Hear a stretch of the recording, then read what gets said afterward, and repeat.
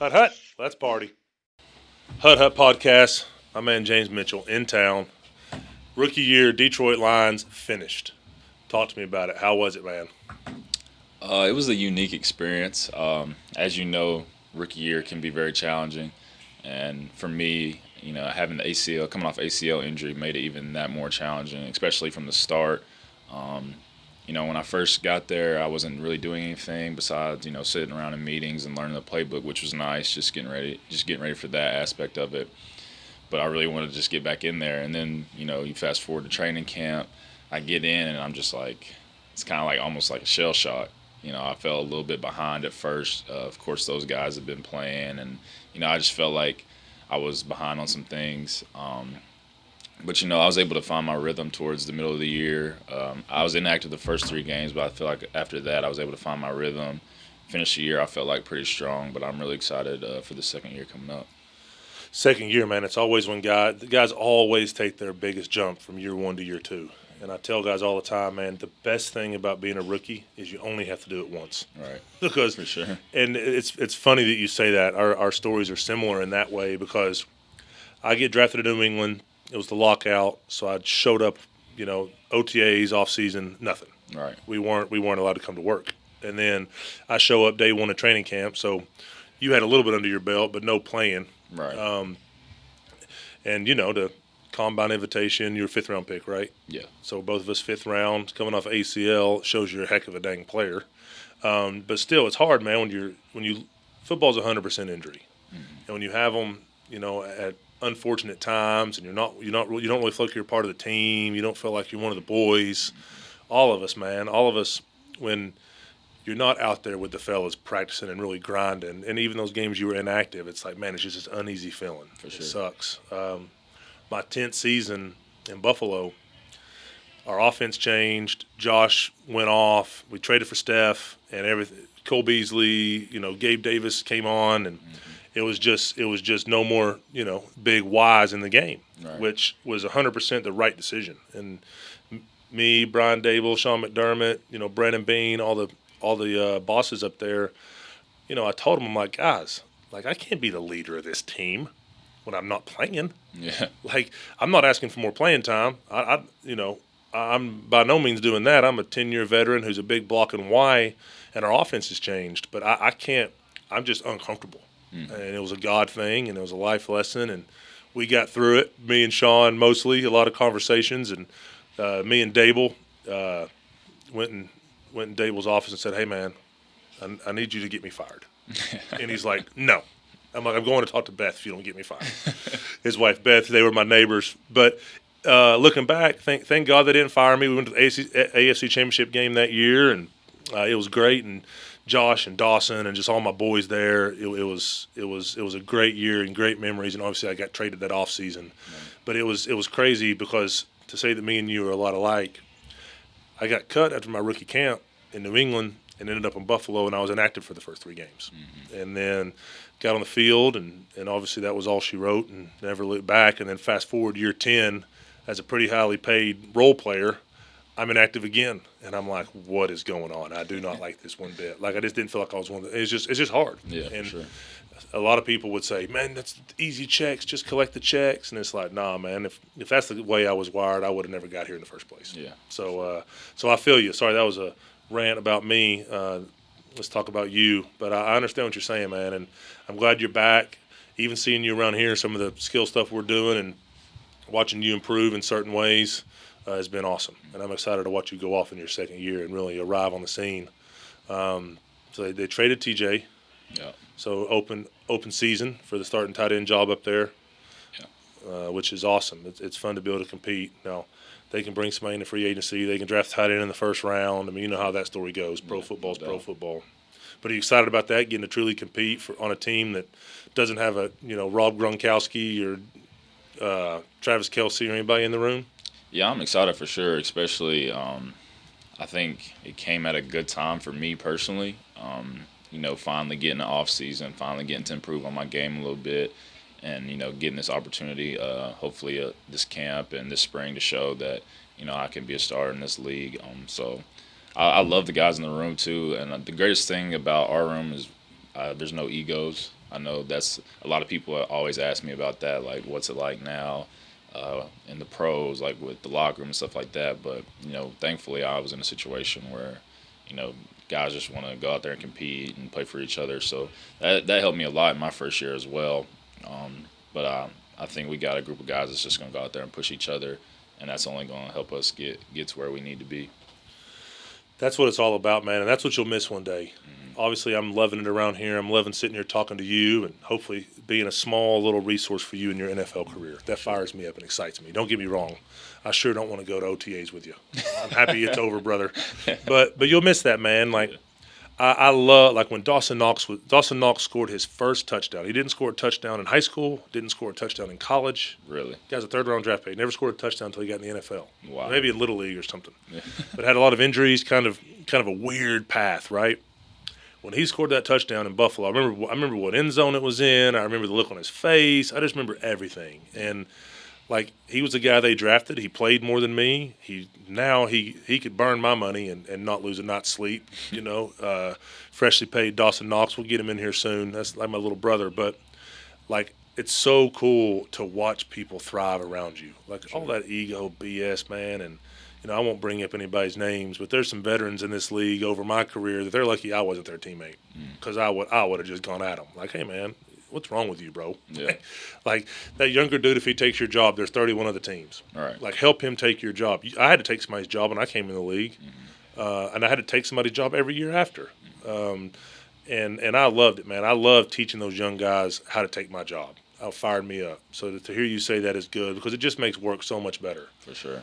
I always try to make sure that we hung out outside the facility and did stuff after games and celebrated wins and, even celebrated the losses, because they, built our character and brought us closer together. But that's cool, man, that you got a good room. And hopefully, I'd say they'll add somebody, especially during the off season. There's 100 bodies in every room. Right. As I got to be a veteran, I loved when there was 9 tight ends in the off season. I didn't have to do anything, but it'll be good, man. Depending on whether y'all get a free agent or if you draft somebody, then have a young room and y'all just go wear people out. For sure. So speaking of tight ends, head coach is a former tight end. Mm-hmm. Biggest meathead out of all the head coaches in the NFL, no doubt about it. Been hitting the head way too much. I always wanted to play for him, man. He was a tight end coach for a long time, obviously, and played the game like I played the game, and just have so much respect for him. And you can just tell from the outside looking in. And obviously, I hit him up about you, and just the quick response, the fired up. He just loves his players and just wants to see dudes thrive. He just seems like an unbelievable dude. So talk about Dan a little bit. Yeah, I think with him, it's just what you see is what you get. That's about as simple as you can put it. Great guy. I obviously love him being a former tight end. He's with us all the time. He's in watching film with us, just giving us tips during practice. I talked to him a bunch this year, my first year. He actually helped me out a lot, gave me confidence when I was first coming off my injury and things like that. So, but yeah, definitely what you get with him. Very energetic, passionate about what he does. And he's surrounded us with other coaches that are just as passionate, which I think is kind of cool. And that's kind of the environment that he's wanted to create, and I'm glad to be a part of. I can't imagine that you would survive on his staff without being that way. Yeah, 100%. Because he's not going to put up with it. Yeah. And something tells me, and listen, I'm on the outside looking in, but I played in the NFL long enough to know that it's probably work hard, play hard. Mm-hmm. Hey, man, and I'm not talking about partying and stuff. I'm just talking about when it's time to go, it's time to go. For sure. But after that, we're brothers. We're all in this thing together. Let's enjoy each other. It's probably not an uptight atmosphere where you're looking around wondering what, if you need to act a certain way. I couldn't stand that, man. And that normally comes from coaches who never played. Right. And I say on here all the time, Bill Belichick didn't play in the NFL. He's won a few games. Mike Tomlin, another guy I wanted to play for. I'd always after we played Pittsburgh, he'd always come find me, and I always said, man, why didn't you ever come out to me during free agency? Yeah. Pittsburgh, the Steelers, that stadium right on the river and kind of their tradition. The reason I loved playing in Oakland all those years, I'd always liked to play for Mike and the Steelers, and then I would have loved to have had Dan as a position coach when I was younger. I think he was in New Orleans most of my career when I was younger. Yeah, New Orleans. But when you and Mike Tomlin played at William and Mary with Sean McDermott actually, so the college players, but dudes that played a long time in the NFL, they just get it, man. Yeah. They understand like what it was like to be a player, and a lot of times the former players they still want to be on players' schedules. Right. So the whole coaching thing doesn't work out so well for them. But these former players that truly adapt and morph into coaches, and they dive in and they spend the 80 hours a week, and they really, really, really do the coaching thing the right way. Once again, I'm not going to be the guy that beats up on dudes that didn't play in the league. I mean, for crying out loud, there's some great coaches out there that didn't play pro football. But, man, oh, man, when you got a dude that played the game for a long time like that and also just is fired up, he's the perfect dude for Detroit. Just grimy Detroit. He was a grimy player. He's a grimy dude. He's just going to work and love people and be fired up. So it's been fun to watch him. It's been fun to watch him when he's screaming, crying, the whole deal. He's the man. I don't really even know him, but I know that I sure respect him and would like playing for him. So finally healthy, feeling good. You're moving around great. Yeah. Feel good. You got a new tight end coach, huh? Yeah. Coach Hyden. I know Rodney Hudson was here a few weeks ago. He was with him last year in Arizona and loves him. Loves him. He played the game for a long time. So now you got a head coach and a position coach. He played tight end in the league for 10-plus years. Yeah, that's big time. They're going to be on your ass. Oh, for sure. They're going to be on your ass, buddy. For sure. There's going to be nothing to get away with now. No. Which is good. Yeah, it's good when you're young, man. Heck yeah. And then you'll be a grumpy old vet one day, and they won't be able to tell you anything. But for now, soak up every bit of it. For sure. Soak up every bit of it. Well, talk about Virginia Tech a little bit. Normally when I have my kiddos on here, with the schools around town, we talk about the high schools they go to and love on them. Blacksburg, right? Blacksburg, Virginia. That was my number 2 decision over besides Tennessee. Right. And I loved it up there. It was a cool place. So talk about it, man. You're obviously from Virginia. So where are you from? Yeah, so I'm from Big Stone Gap, Virginia. It's a very small town. It's funny you say that because the area I'm from, like, it's not Virginia Tech, Virginia. It's like Virginia Tech, Tennessee. So, like, half the population likes Virginia Tech, half the population likes Tennessee. So I fell on that Virginia Tech side. Me and my dad used to watch Tech growing up all the time. When I was growing up, Tyrod Taylor, all those guys used to watch them play. So we went up there and I really, like, when I went into the recruiting process, I went in with an open mind. Like, obviously, I always wanted to go to Virginia Tech as a kid.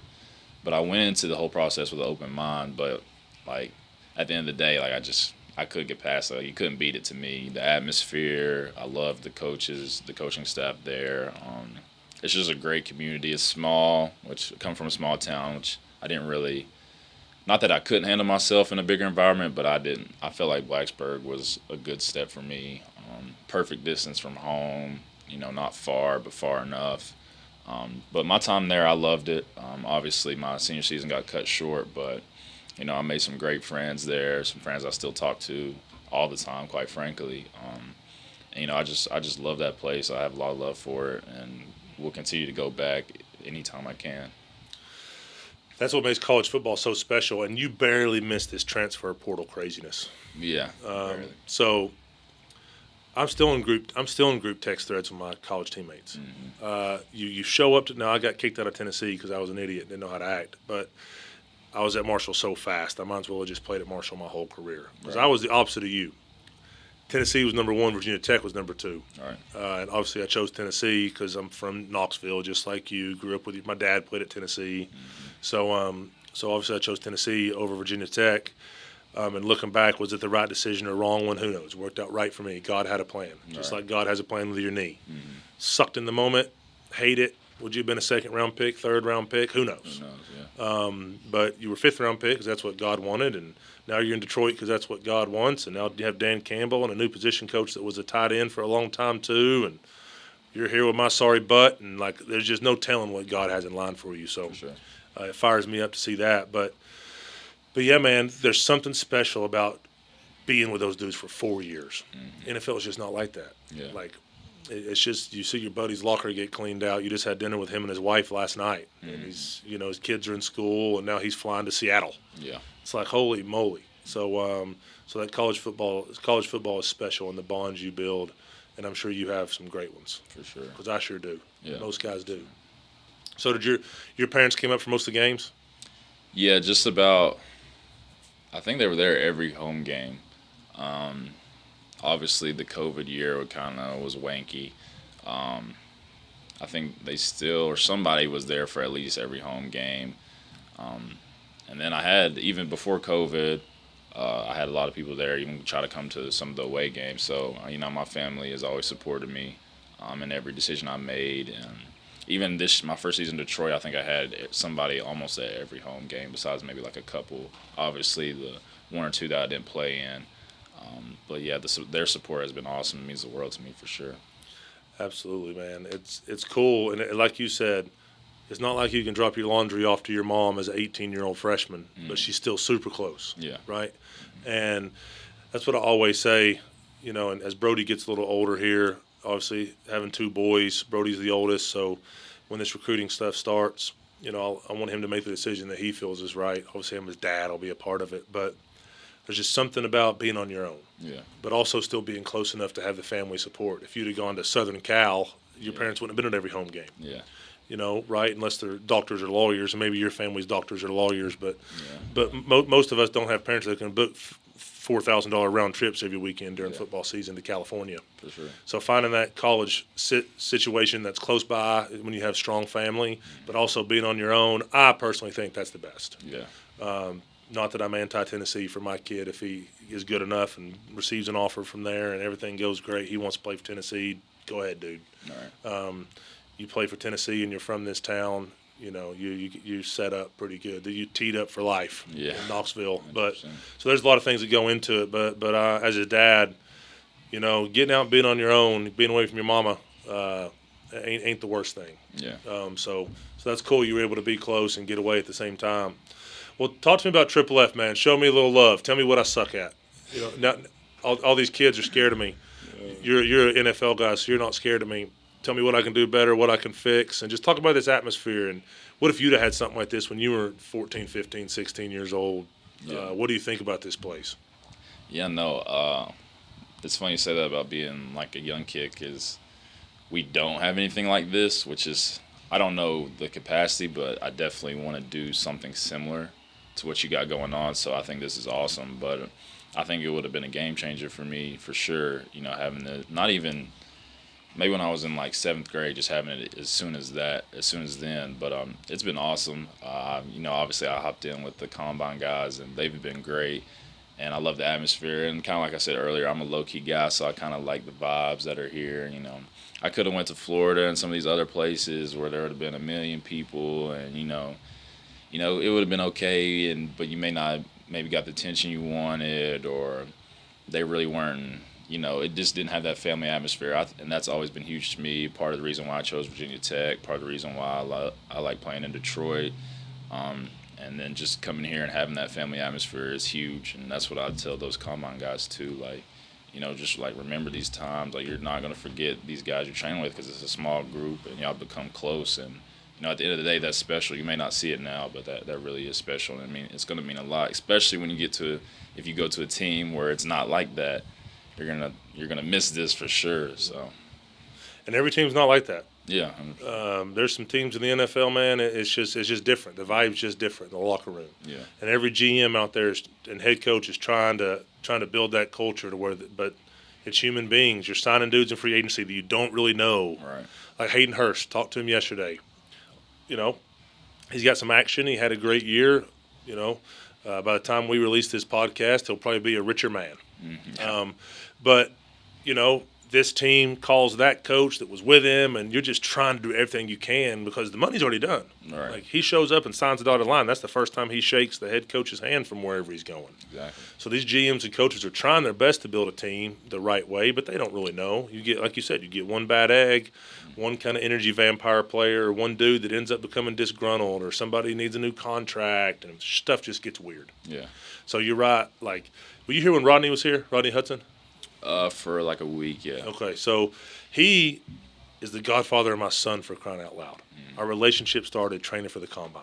Like Florida State, Marshall, he was in Kansas City, I was in Buffalo, and we ended up together in Oakland for 4 years, but our friendship goes way back to this. Yeah. To awesome. just the nervousness, anxiousness. He went in the second round. I went in the fifth round. But just going through our rookie year together, maybe a random text, "How you doing, man? I'm in New England. I want to jump off a bridge," whatever. So it's wild. You're right. Just the relationships, those college relationships, the combine relationships, the NFL relationships. There's just nothing like it. That's why guys struggle so much after, man. So, well, I'll tell you this: you gonna move back home when you're done? Like done playing. Yeah, done playing, done. I definitely want like land or property out there. I'm not sure that I would be there full time, but I got a lot of love for that place. They've supported me. It's crazy. Like I said, small town. We haven't had somebody go to the NFL since Julius Jones, which was like early 2000s. So the area's fired up, and I love it. They've supported me since high school. Just they've been on this journey with me, quite frankly. So got a lot of love for that place, and I want to do a lot of things for them in return. I don't know what the extent of that's going to be yet. Obviously, still young, but definitely want to do something in return for that area. That's cool, man. My dad's best friend, both of which are now deceased, and both played in the NFL, and then me from my high school, and I'm pretty sure that's it. I worked at Hump Hammers Market in Delhi in high school. Shout out to Humps over in Pout, still standing. Same thing, man. Small town. West Knoxville was the yuppies when I was growing up. I'll never live in West Knoxville. You know what I mean? It's hilarious. Now I'm right over here in West Knoxville with my wife, and raising our kids on this side of town. When growing, I was a country kid over in Powell, Tennessee, right? So I understand what you're saying, and obviously we don't live in Powell anymore, and we got our kids in the school on this side of town. But anytime Coach Lowe over there hits me up or anything they need, there's just something special about it'd be different if you're down in Boca. Every high school in Boca has 10 dudes that played in the NFL. Yeah, for sure. Or Fort Lauderdale or Miami or Atlanta or some of these other places. But being from a small town and getting to kind of stamp that NFL pride on your team and on your city and on your county or home is pretty cool. Yeah, for sure. Well, yeah, man, if you ever, like I've said, the quality of what Triple F is, I will never, ever sacrifice. I'm not going to have 47 Triple Fs all over America and be wondering, if they're any good or not. Yeah. Because I got to be able to sleep at night and know that Triple Fs are doing things the right way. But I have said that any former athlete that I love, with my buddies that are on the back end of their careers that are transitioning out, multiple ones have hit me up and kind of said I'd love to do that. And not that you have to open a Triple F specifically. I know faith, family, and football is really important to you. For sure. So it aligns with most of the guys that I'm close with anyways in the NFL. But whether it's called James Mitchell Strength and Conditioning or Triple F or Virginia Tech Hokie Training Center, whatever it is, man, anything you ever need, bro, just holler at me because we're screwing stuff up every day and fixing it as fast as we can and trying to do things the right way by these kids. But I didn't have anybody to call. It's crazy that no one's done this. Yeah. Like B. Marsh has his stuff down in Florida, I think. Brandon Marshall, I don't know him personally, but I know he's got a mecca facility down there. But as far as like small town, kind of dudes going back fresh after playing, there wasn't really a game plan. There was nobody I could really call that had kind of done this. Yeah, right. So I promise you, I've made mistakes. I'll continue to, and just serve the Lord and pray that I don't screw it up too bad. But by the time you retire, hopefully in 8-10 years, just come holler at me. I mean, hopefully you're here in the off season, every off season, and spending some time with me, and you'll be teaching me stuff 4 or 5 years from now instead of me teaching you, and then you'll just be coming in to train and do your own thing. But I'd love to help you when you're done because there's nothing like it, bro. For sure. Like, there's nothing like it. These kids, the way they look at us, it's just different, man. It is. Like, sure, I enjoyed helping Kyle Pitts. Kyle Pitts would have been fine without me. Surprise, surprise, everyone. He's an avatar for crying out loud. Yeah. I love that I helped Dawson. I love that I was there for Josh in the beginning. Even Derek Carr, I got to Oakland in his second year. Like, I love to think that I had this small little piece of their career of just being a resource for them, of someone they knew loved them, cared about them, and helped them when they were younger. Right. I hope they would all say that I had some little small impact on their career. And that fires me up. But nothing like a 12-year-old kid with no dad that comes in here and he's a young baller and he just looks up to you, man. Looks up to James Mitchell. He played in the NFL. He loves Jesus. He loves his wife. And then now you impact that dude's life. Yeah. Impacting a dude's football career is awesome. And Dawson will take me to dinner in Nashville and he's paying, right? No, I'm just kidding, Dawson. I'll buy you dinner, buddy. But like impacting these kids' lives, man, is cool. Yeah, It's special. And if you've gotten fired up being around here and be around this atmosphere, I'd love to help you down the line. Yeah. Just give you the playbook. Yeah, I don't want any money from you. I don't want anything like that. I just want you to be able to do what you love and transition out of the NFL one day like I have with something that fires you up. But it's cool. It's cool as hell, bro. Yeah, for sure. I appreciate that. Yeah, man. Absolutely. So, man, oh, man. James Mitchell, rookie year in the books, second year coming up. Like I said, TJ got traded. We'll see what they do in the room. Got a new coach. First year jitters out of the way. Knee healed up. Lord willing, dear Lord, no more injuries. And if they are, hang nails and broken fingers. Sure. Nothing that needs a knife anymore. At least I've had 5 of them. So hopefully you hit pause for a while till you get paid. Yeah. It's a lot better when you get hurt after you have a lot of money in the bank than it is when you're young. All right. Period. I broke my leg my rookie year, and I had a wife and 3 kids, and I'm sitting there like, man, this thing has to heal. Like it has to heal. Or I don't know what I'm going to do. I know I'll do whatever I have to take care of my family, but man, this kind of sucks. Right. Then I broke my leg again after my 6th year, and it's like, man, if this thing doesn't get better, it's not the end of my life. Right. You know what I mean? I got a little bit of money in the bank. We've done good. I played 6 years. It was just a much different feeling when that leg snapped. My 6th year compared to my senior year of college or my rookie year, so I'm glad you got through that, man, because it's an uneasy feeling. I've been there. It sucks. Well, what else is going on, man? What are you the most excited about this year for year 2? What were you actually, let's start with this. What were you the most surprised about in the NFL? Like, what was the biggest adjustment from college, just in case any of these combine guys, pro day guys, all these college athletes watch this? Hell, any of these tight ends in the draft see this or whatever. What was the main thing that you were like, man, I knew it was going to be different, but this is the biggest adjustment? Yeah. One of the main things I tell a lot of the guys or people who have asked me is just like, obviously every college runs a different offense. At Virginia Tech, our offense wasn't that complex. So I guess the biggest thing for me was just like getting in those meetings and just how detailed everything is. And you go out to walk through and it's like, you just got to be locked in at all times, because it's just funny how you doze off for just 30 seconds, you doze off, like you've missed like 5 things. And like you go out into walkthrough and you're like, I have no idea. Like that happened to me plenty of times, like just where you miss one little thing and it changes the dynamic of everything. So that was probably like, I guess the biggest shock or the biggest thing that I had to, really prepare myself for and lock in on, I guess, was just, being honed in on the details, every little thing. It didn't matter what it was, special teams, all that, just making sure I knew every little thing that was going on in my position. And, going into this year, I know that going in, and I think I'll have our offense coordinator came back, so that's great, and I'll have a better understanding of the offense, and I'll be able to take that understanding to a new level, so I'm excited for that. And that's, I think the biggest difference is, man, like in college, you got to go to class. You got to, they got 85 dudes taking 15 hours. Yeah. And, that they don't have us 24 hours a day. Now, listen, Power 5 football is a full-time job. Yeah. And you go to college, which is a full-time job. Right. And I was the idiot that decided to get married and have 2 kids on top of that, God bless Alicia Smith for putting up with me all these years. But like, pro football is a full-time job. So the complexity of a college offense, they don't have enough time to truly hone in on all those little things. So they have to simplify things. Number one, there's 18-year-old kids who are counting on to play. Yeah. And another thing is there's 22-year-old grown men that are going to be playing in the NFL the next season. So college is such a different dynamic. But in the NFL, man, you're exactly right. It's wild. Like we were talking about the other day with some of these pro day guys, it's like, all right, we have a backside run called, but we're killing it to outside zone, front side.